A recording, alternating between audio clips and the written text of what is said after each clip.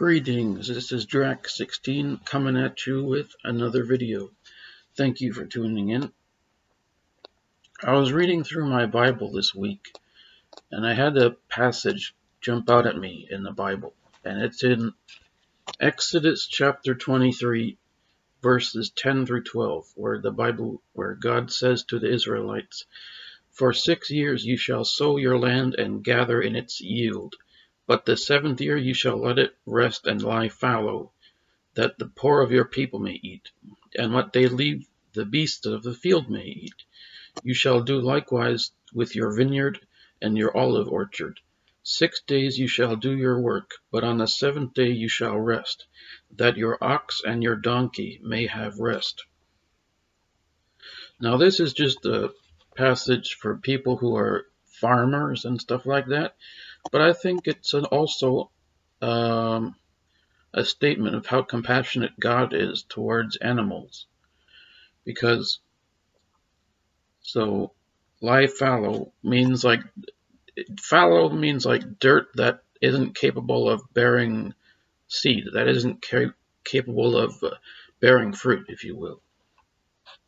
So God says that in the 7th year you shall let it rest and lie fallow, then this is the key, so that the poor of your people may eat. So we have to look out for poor people too. God is saying that the poor people need to be,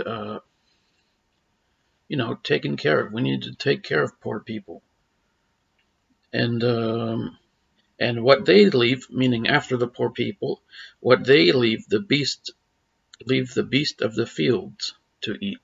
So that's wild animals. So wild animals and poor people they have the right to be treated with respect, in other words. And I also saw another passage. As I was studying this passage, I came across Leviticus 22:22. So Leviticus chapter 22, verse number 22, where the Bible says, "Animals blind or disabled or mutilated or having a discharge or an itch or scabs, you shall not offer to the Lord or give them to the Lord as a food offering on the altar."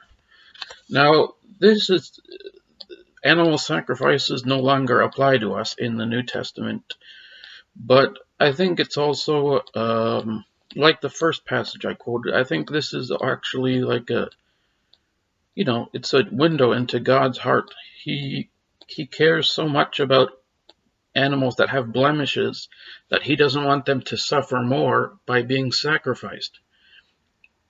So God cares about animals, and so should we. So should we, according to these passages. Thank you for joining me. I hope that all of you have a wonderful day. Take care.